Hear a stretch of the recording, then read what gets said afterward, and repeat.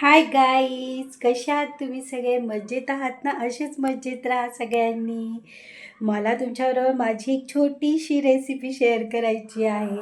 त्याचं नाव आहे डिंकाचे लाडू. चला तर मग आपण रेसिपीकडे जाऊया. आणि जर तुम्हाला ही माझी रेसिपी आवडली तर मला एक लाईक करा प्लीज. ठीक आहे, नाही लाईक केलं तरी चालेल मला, पण माझी रेसिपी बघा नक्की. ठीक आहे, चला तर मग आपण रेसिपीकडे जाऊया. बघा, आता आपण 300 ग्रॅम पूर्णपणे सुका नारळ घेतला आहे, जो असा मिळतो मार्केटमध्ये. कुठेही कोणत्याही वाण्याकडे जा, तुम्हाला असा सुका नारळ मिळेल. आता ह्या साईडचा खीस तुम्हाला पूर्ण पांढरा वाटत असेल ना, आणि ह्या साईडचा ह्याची साल आहे.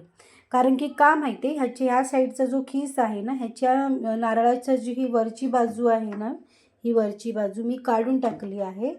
तर 2 वाट्या मी हे असं पांढरं सुकं खोबरं केलेलं आहे. आणि अर्धी वाटी, फक्त अर्धी वाटी मी ह्याचं साल काढलेला नाही आहे. ह्याच्यामध्ये हे 2 प्रकारचे मी खीस वेगळे वेगळे काढलेले. तुम्हाला जर आवडत असेल तर तुम्ही पूर्णपणे खिसू शकता, कारण की हे खिसण्यासाठी खूप वेळ जातो. पण जर तुम्हाला चांगल्या गोष्टी अजून छान प्रकारे खायच्या असतील तर तुम्ही एवढी मेहनत करू शकता. अच्छा, ठीक आहे. आता हे बघा, ह्याच्यामध्ये मी घेतलेलं आहे बदाम, जे मी बारीक कट केलेले आहेत. ह्याच्यामध्ये आहेत हे काजू, हे आहेत मनुके थोडेसे, आणि हे आहे डिंक जे मी फ्राय करणार आहे आता. ही आहे खसखस, थोडीशी आपलं साखर आहे, आणि घी आहे. चला तर मग आपण आता रेसिपीला सुरुवात करूया. आता मी डिंक फ्राय करून घेते आधी.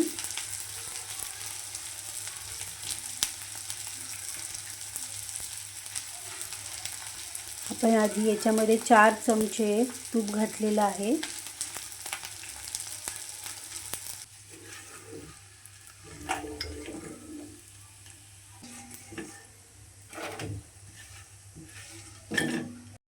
हा डिंक आता आपला तळून झालेला आहे. आता आपण ह्याच्यामध्ये सगळे ड्राय फ्रूट्स, म्हणजे आता मी बदाम,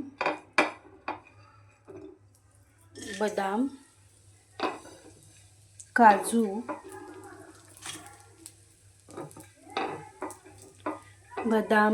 आणि किशमिश, हे सगळं मी मंद आचेवर, हे सगळं काम जे आहे ना, हे सगळं मंद आचेवर करायचं काम आहे. याला फास्ट गॅस करायचा नाही. जर तुम्ही फास्ट गॅस करणार तर सगळं जळून जाणार तुमचं.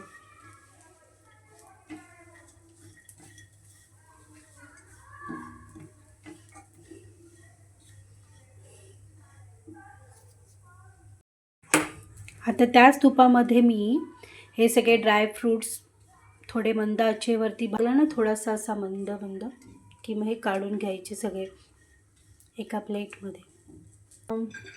अशक्तपणा ज्यांना असतो ना, त्यांच्यासाठी तर खूपच हे सुंदर लाडू आहेत खाण्यासाठी. असं काही नाही, प्रेग्नेन्सीच्या नंतरसुद्धा खाऊ शकता, आधी खाल्लेच तरी चालतील.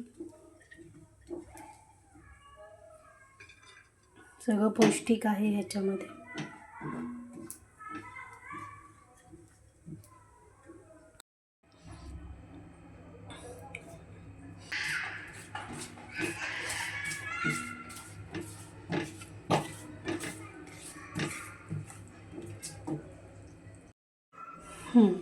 आता इथे जे सुकं खोबरं आहे मी गरम करून घेतलेलं आहे चांगलं. आता मी इथे जे डिंक फ्राय केलं होतं ते मी सगळं आता जरा बारीक करून घेते. जर एखादा खडा असा राहिला ना तर दाताखाली आला ते कडक लागतं. किती सुंदर दिसतंय.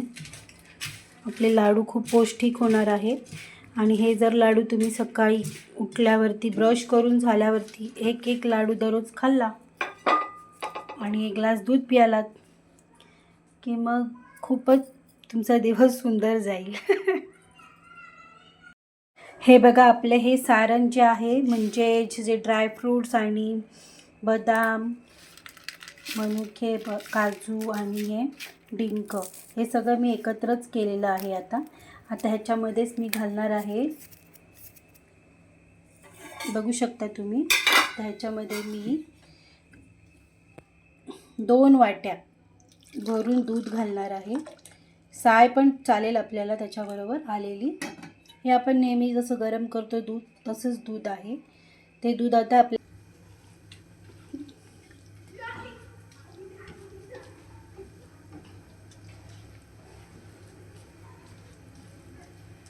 लागतात, असं फटाफट करून चालत नाही. तर ह्याच्यामध्ये मी हे सगळं घालते. बघू शकता आता ह्याच्यातलं सगळं पाणी चरवर आलं ना की मग आपण याचे लाडू वळून घेऊया. हाय गाईज, आता आपली रेसिपी पूर्ण झालेली आहे. मी दाखवते तुम्हाला. मी इथे लाडू वळवून ठेवलेले आहे. हे बघा,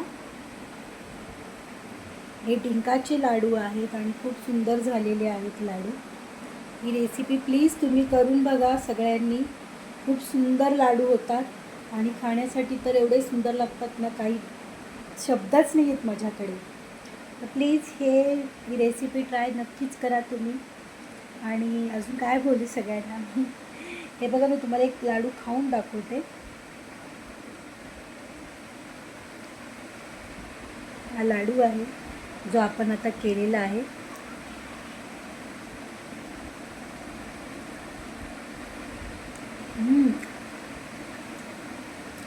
खूप सुंदर झालेत लाडू. तुम्ही सुद्धा खाऊन बघा, करून बघा.